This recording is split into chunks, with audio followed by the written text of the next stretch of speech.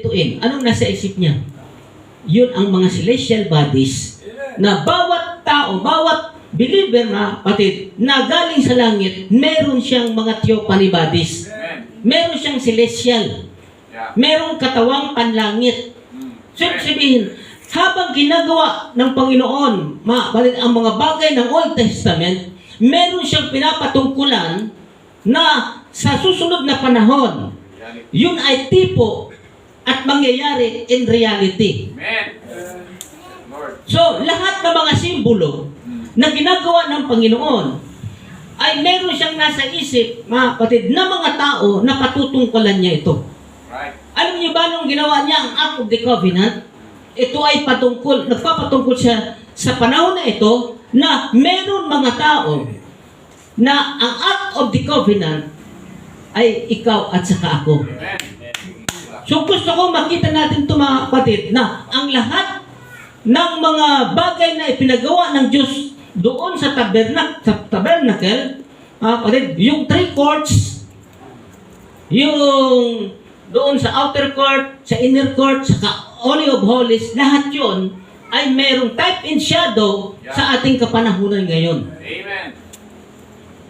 So, dito sa Hebreo 9:4, ito yung laman mga kapatid ng ark. At ang laman at ang lahat ng ito ay nasa sayo at saka nasa akin. So sabi niya, na may isang gintong dambana, which had a golden censer, the Ark of the Covenant, overlaid round about with gold, wherein was the golden pot that had manna. So, ang laman ng Ark of the Covenant ay ang golden pot na merong mana sa loob. At alam niyo naman yung mana, yun yung nahuhulog. It is angel's food. Pagkain ng anghel, sabi doon, ang ibig sabihin ng mana, na nahuhulog sa wilderness habang sila naglalakbay. Hindi naman sila nagluluto na doon. Namumulot na lang sila ng mana. Yun ay pagkain. Na yung nahulog ng Lunes, huwag mo nang dapat ubusin mo sa araw na yon. Kasi pag araw ng Martes, meron naman mahuhulog.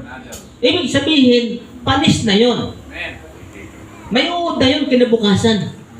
So, pero pag yun ay nailagay doon sa golden pot of manna, yung mana na yun mga kapad, kahit ilang araw, kahit ilang taon, yun ay sariwa. Napipreserve yun mga kapatid. So, and Aaron's rod, at saka yung tables of the covenant, yung 2 tapyas na bato. So, ibig sabihin mga kapatid, yung laman nun, ay mana, yung 2 tapyas na bato. Di ba ang sabi talaga ng Panginoon na hindi ko na isusulat ang aking mga kautusan sa bato, kundi sa 2 tapyas ng inyong puso na. Amen. So, the Ark of the Covenant ay yung mga believers sa panahon ng Third Testament. Hindi ito para sa Second Testament. Hindi ito para sa panahon ng 7 church ages. Ito yung panahon na gustong ipanliwanag ng Panginoon, mga kapatid, kung ano talaga ang plano niya sa huling araw na ito, na ito'y naintindihan natin sa opening, mga kapatid, ng sealed book. Yung sinilyuhan na libro, mga kapatid. Ito yung sinabi kanina ni Brother Nelson na yung pagbukas ng kurtina, which is, it is beyond the curtain of time. Pagbukas mga kapatid ng eternity, nakakita ng bundok na malaki, which is, sabi doon, the little book. So, I hope nakikita nyo mga kapatid in the spiritual. Kaya,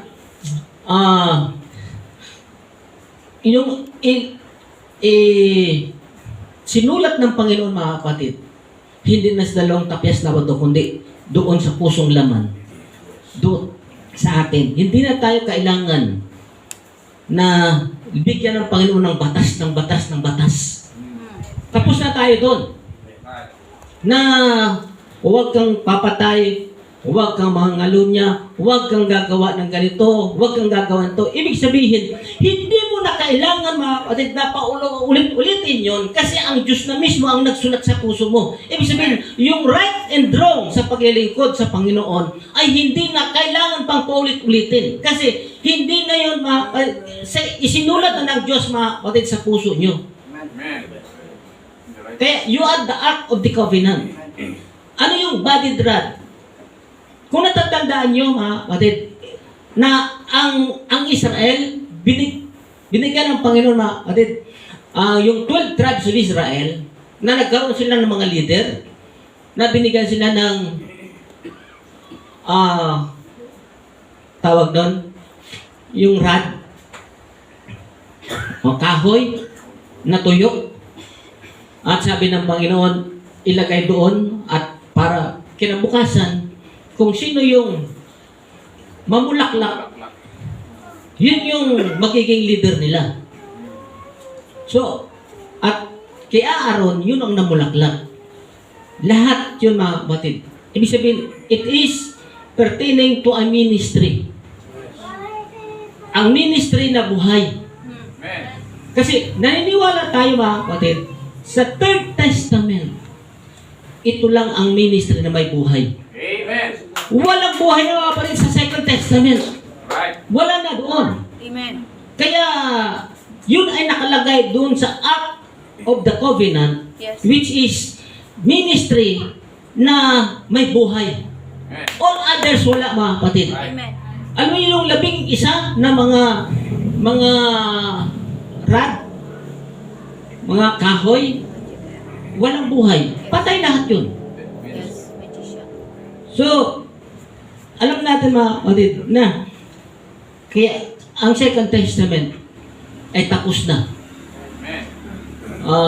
At the opening of the sealed book, the New Testament is closed and sealed.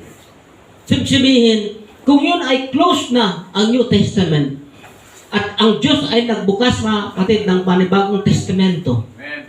then ang tao, obligado siya na makita niya at siya ay pumasok. Or else,